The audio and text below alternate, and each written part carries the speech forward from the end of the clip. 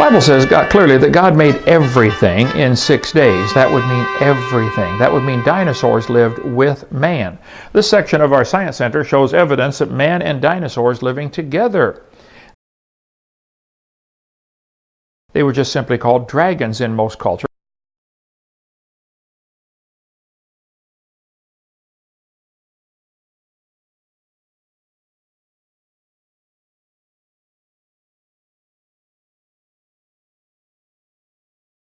In the Bible, in 2 Peter 3, it says, "The scoffers in the last days will be ignorant of the creation, the flood, and the coming judgment."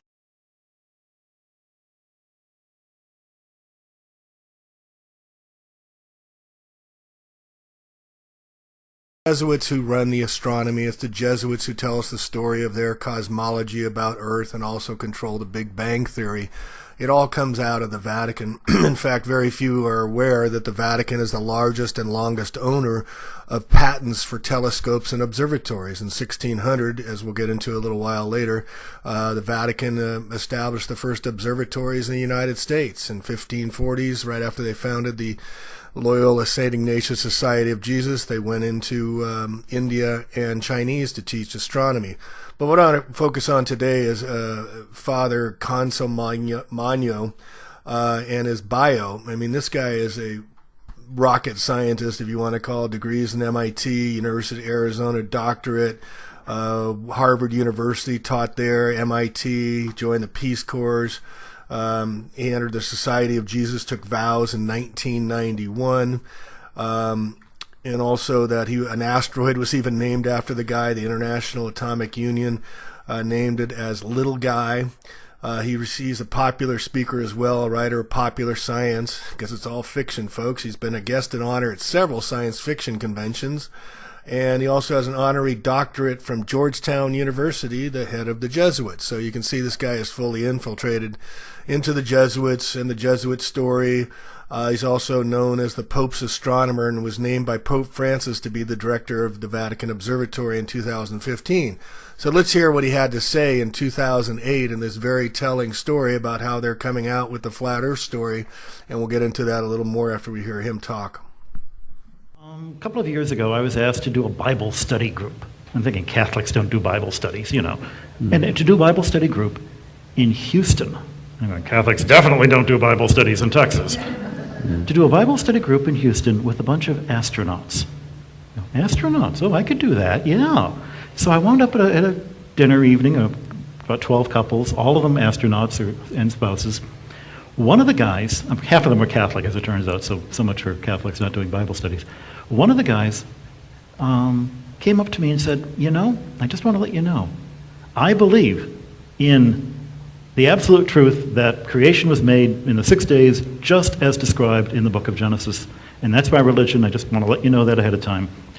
And I'm thinking, you know, have you actually read Genesis? Where it says the world is flat and it's covered with a dome and there's water above and below the dome, you know. Where does the shuttle go? How come you don't get wet?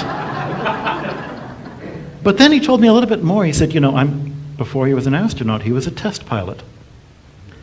Test pilots, you don't want to have the habit of creatively reinterpreting their written instructions. Just another owner's manual. Because that's the way they view the world. Whereas in the ancient world, you know, what are the oldest books we have? The Iliad, the Odyssey, they're poems. They're books of poetry. And the world was interpreted in terms of metaphor and simile. And of course, the crazy thing is, science itself is metaphor and simile. Newton's equation for the fall of a rock due to the laws of gravity is a poem. It says the path of this falling rock is like the solution to this equation. It's not that they're the same thing. In solution to this equation. It's not that they're the same thing. You know, the sad thing of that statement about evolution being proved, evolution is not going to be proved. Nothing in science is ever proved. Nothing in science is ever proved. Science describes, it doesn't prove. I've got two really thick books on my shelf back in Castor Gandolfo. One of them is a Bible, and the other is a book by Misner, Thorne, and Wheeler called Gravitation. And this is, you know, about that thick, and it's all about Einstein's general theory of relativity. The Bible's 3,000 years old. The gravitation book is 25 years old. The gravitation book is out of date. It's obsolete. Gravitation book is out of date. It's obsolete. Science books go obsolete. They're supposed to. 1,000 years from now, our science, our understanding of evolution, our understanding of the solar system, our understanding of the Big Bang is going to be completely different than what it is now. I hope. Are you saying, though, that then the problem is that on one level science is dominated by these kind of fundamentalist techies who can't read a text other than in a fundamentalist way? There is an element of that. I wouldn't say it's dominated by it. Yeah. Because the funny thing is most religious people are not arch creationist fundamentalists. Most evangelicals are not. But those are the ones you see on TV. The sad thing of that statement about evolution being proved, evolution is not going to be proved. Nothing in science is ever proved. So I'm thinking, have you actually read Genesis? Where it says the world is flat and it's covered with a dome and there's water above and below the dome. Where does the shuttle go? How come you don't get wet? So there you have the top Vatican official right next to the Pope advising him about astronomy, telling everyone that to interpret the Bible and just what it says the earth is flat. Now here we have over 35 lunar craters that are named after Jesuit astronomers. These guys have been rolling and telling the story of our cosmology about a heliocentric Earth for 500 years, portraying themselves as the bad guys who were proven wrong by science. Where here we have their top scientists that went to MIT, that went to Harvard, all the degrees and everything, the top spokesmen going to sci-fi fiction comedy con events. Here's a guy saying seriously that, we got to take the Earth as being flat, and that the genesis of our evolution is going to show that gravity is debunked. He hopes. This is what the man says. But here you can see that the Lucifer Project is a satanic telescope taking over Indian Native American burial grounds for their purposes. And then look at the history, folks. Look at the history of all the astronomers since the 1540s that have gone all around the world, the Jesuits, who have preached their version of the heliocentric theory. This is how it all got started. I'll put this in the show notes, but just look at from the 1650s all the way through to the 1900s into the 20th century with Einstein. These guys were all influential around the world, the Jesuits, with telling the story of the heliocentric story, which allegedly that Galileo and Copernicus had completely debunked. Does that make a sense to anyone of why the Vatican and the Roman Catholic Church and the Jesuits would be promoting and observing the stars and the heavens when the Bible is their book that they go by? Well, there was a reason for doing all this that we'll get into in a minute. So this was taken from a Christian site, World's Last Chance, talking about Copernicus and how he was in bed with the Pope. He dedicated his book to Pope Paul III. He was a Third Order of St. Dominic. He wished to pursue astrology and astronomy. There was a vacant seat on the Ermland, and makes it probable, at least later in life, that he'd enter the priesthood. And then between 1539 and 1541, a 66, there's the number page letter, were published and distributed. But opposition was first raised against the Copernican system by Protestant theologians for biblical reasons. Why would Roman Catholic leaders persistently pressure Copernicus to publicize his theories of a heliocentric universe, theories for which they condemned Galileo less than 100 years later? It doesn't make any sense. They published it on his deathbed. He would not publish it during his lifetime. Here the article states, "It cannot be overstated that the Catholic Church was the force behind Copernicus, persistently urging the reluctant cleric to spread abroad his heliocentric theories that contradicted Scripture.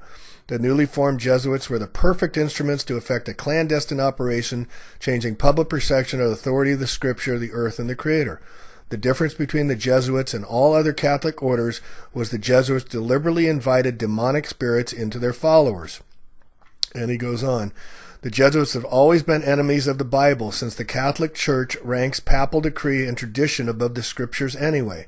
Decreasing confidence in the Scripture increases confidence in pastors, priests, and the Pope as authorities that we know more than the common man can. We are the authority, believe us, don't read the Bible. That was the whole counter-Reformation, the Protestants against the church, when the church says, you have to follow me, I'm the vicar, the closest to God, don't listen to the Bible, listen to me, the Pope. And this priest named Nicholas Copernicus. Copernicus gave birth to the modern heliocentric model of the universe with his work De Revolutionibus Orbium Celestium, on the revolutions of the heavenly spheres. Copernicus knew he was weaving a matrix of lies and wanted to hold publication of De Revolutionibus until after his death, but powerful Roman Catholic clergy like Tiedemann Gies, Bishop of Culm, and the papal secretary himself, Johann Wiedmanstadt, forced him to publish in 1543. The facts that Catholic clergy forced Copernicus to publish, or that Copernicus was the Vatican mathematician, or that he received his doctorate in canon law from Bologna University, canon law are the precepts by which Rome governed nations, Adam Weishaupt was a doctor in canon law, or that he was a Roman Catholic priest. These have all been swept under the carpet. But Copernicus never married, and even the Catholic Encyclopedia had to note that in 1537 King Sigismund of Poland put Copernicus's name on the list of 4 candidates for the vacant episcopal seat of Ermland, which makes it probable that at least in later life he had entered the priesthood. Also swept under the carpet has been the timing of the publication of De Revolutionibus, right on the heels of Martin Luther's Protestant Reformation. And if that's not clear enough for you, how about this? A Vatican agent named Georg Joachim Redicus, who was originally born Georg de Porus, had insinuated himself into the Luther Reformation and was in Wittenberg when he left to become a close student of Copernicus. Sources like Wikipedia claim that Redicus was sent from reformer Philip Melanchthon, a dear friend of Martin Luther. But it is absolutely Roman Catholic disinformation. In the Table Talk of Martin Luther, the great reformer is quoted as having said, "There is talk of a new astrologer who wants to prove that the earth moves and goes round instead of the sky, the sun, the moon, just as if somebody were moving in a carriage or a ship might hold that he was sitting still and at rest while the earth and the trees walked and moved. But that is how things are nowadays. When a man wishes to be clever, he must needs invent something special, and the way he does it, he must needs be the best. The fool wants to turn the whole art of astronomy upside down. However, as Holy Scripture tells us, so did Joshua bid the sun to stand still, and not the earth." Now just take a look at the ball Earth, or the supposed ball Earth, where the axis is 23.4 degrees off being vertical. It leads you to 66.6 degrees off horizontal. If you think this is just a coincidence, take a look at this. Earth is supposedly orbiting around the sun and moving at 66,600 miles an hour. Another thing I want to point out here, let's take a look. Now let's take a look at this model with the Earth supposedly orbiting the sun, and of course the moon orbiting Earth. And while this is all taking place, Earth is supposedly rotating. Now let's take a look at this image here of Polaris, the North Star. Take a look at this model here. Now, explain to me, for anybody out there, how is it possible for the North Star, or Polaris, to remain constant above the supposed North Pole while it's orbiting around the sun? It makes absolutely no sense, because it doesn't happen. It does not take place. That's simple. Now let's take a look at this. Like I said, the Earth supposedly spinning at 1,000 miles an hour at the equator. Gravity holds on the water, and the water is perfectly still. How is this possible? If the Earth is supposedly spinning at 1,000 miles an hour, wouldn't you think the water would fly off? This is not possible. People can't grasp reality because all they have been fed are lies. I showed this image before, Under the Dome by Stephen King. Again, mockery in plain sight, truth in plain sight. And let's look at this space shuttle launch from Cape Canaveral in Florida. As I mentioned before, the reason they have these shuttle launches, or supposed shuttle launches, into space, off the coast, so basically these rockets can land right in the water, right in the ocean. That's what it's all about. And later on, again, when you see the supposed space shuttles, which are nothing more than airplanes coming for a landing, it's just like a movie. It's all edited, fit together for the public. Just take a look at this image as well. You really believe this space shuttle is going to outer space? This is completely ridiculous. Now let's take a look at this image here put together by David from deep inside the rabbit hole.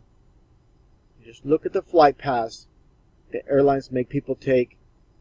You will not see plane crossing from South Africa to Australia.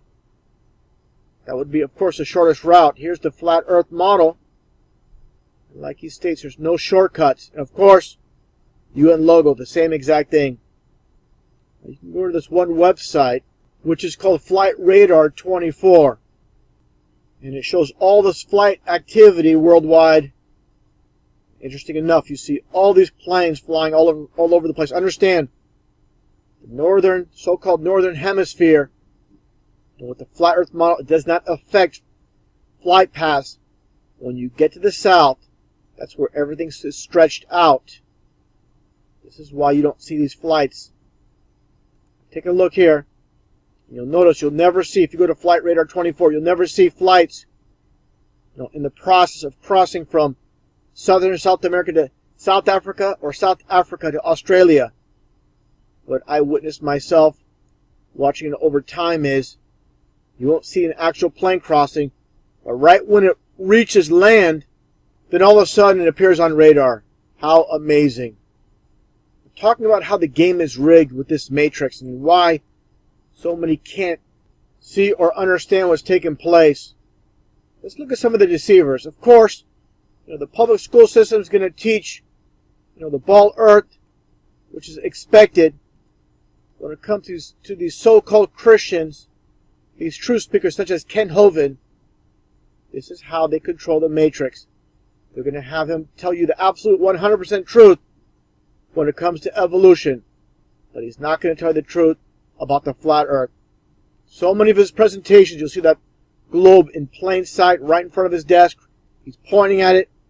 And again, giving you 95% truth when he talks about evolution being a lie. When it comes to the ball earth, he's going to deny it. He's going to deny the earth is flat. He's going to stick to the ball earth theory. This is how they operate. Now let's take a listen to Chad Hovind, who is the nephew of course, Ken Hovind. Nothing but a family of deceivers of Freemasonry. Understand, when you hear him speak here, he's going to mention the number 33, just like Fritz Springmeier, just like Professor Griff. This is the Masonic way. He's doing this presentation talking about doing magic tricks with his children. And this is supposedly a Christian man talking about doing magic tricks. And you're going to hear the numbers again, and I'm going to point them out. A little bit more numbers than the two previous ones, but it's all going to add up with the occult. Take a listen. How to run a business. And so I was going to do some magic to gather everybody together. So, I would come together and do balloons, or I would do my magic rings. My daughter would be making balloon animals. And as we gathered together, we came to the end of the day, and we looked up our tip bucket. We made $33. Just so happens to be 33. If you think this is all a coincidence, as I go along the video, you're going to see with all these Masons, it's not a coincidence. It's all by design. It's all about mockery again. I'll keep my day job. My father used to teach us about work. In fact, when I was a kid, I got my first job. I'm going to skip off with the numbers for a second and explain this. You see him going up the ladder backwards. The Satanists, these Masons, they do things in reverse. And I used to this is what it's all about. I'm going to show it in the image here. Jacob's ladder of Freemasonry. See the same exact symbols. These individuals sitting backwards on the ladder. You see some more Hollywood puppets. Here with Little Wayne with the ladder symbolism. With Bruno Mars sitting behind or on top of the ladder, just like Chad Hovind. This is all about Freemasonry. And understand, I'm not saying he's a Freemason per se, or Little Wayne a Freemason, by the way, doing the 666 hand sign. But they are puppets for sure.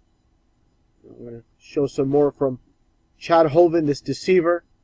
You're going to understand the numbers and the symbols. Listen, again, just listen to the numbers he reads off, that he speaks about. You understand it's all about the occult. We pay each other fairly. I'll take $13 because I drove us down here. So here you take $11. And you take 9. He just said he'll keep 13 for himself, of course, an occultic number. One of his children will get $9, another will get 11. So you get 9, 11, and 13. Keep listening. Oh, that's not fair! That's not fair! Well, wait, did you work as hard as your sister? Well, no. Well, then it is fair, isn't it? I guess. And he got his $9, Sarah got her 11, I got my 33. Now it makes absolutely no sense. There's a total of $33. He gets 33, of course, that's a reference to Freemasonry. One child gets 11, another gets 9. Do the math, doesn't add up. It's all about the occult. When he says he's getting his 33, that's, of course, a reference to the highest degree of Freemasonry. Continue here. I said, but I'm your dad.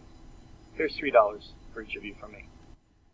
$3 to each of them. 3 and 3 is 33. Again, this whole entire presentation, when you listen to the numbers, nothing but the occult.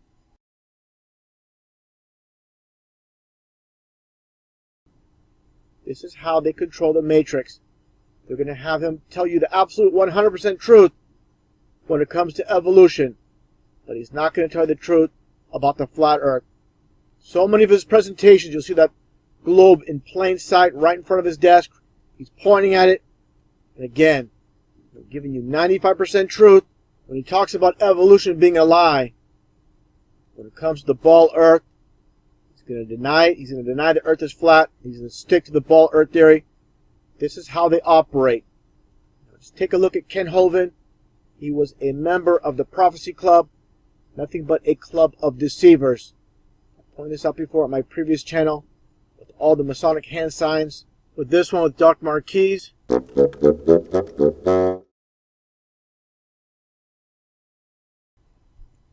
It just so happens their zip code in Topeka, Kansas starts with 666. Now what are the chances of that? They go out of their way to have the occultic numbers in plain sight. Like I just referenced, 666, 777, the 33, the 911, always in plain sight. And also, the signs and symbols, the sign of silence, all these supposed oath keepers of keeping secrets. Interesting enough, look at this Canadian astronaut Chris Hadfield doing the same sign of silence. More recent news story with David Bowie supposedly passing away. He is part of the rigged game, the matrix that we live in. Now some might ask, if this is all true, why doesn't the news say so? Why does the news expose this as truth? Understand? People that are awake already realize this. The media is 100% controlled. Some might say, well, what about my preacher? What about my pastor? Why don't they tell me the truth? You see the problem here?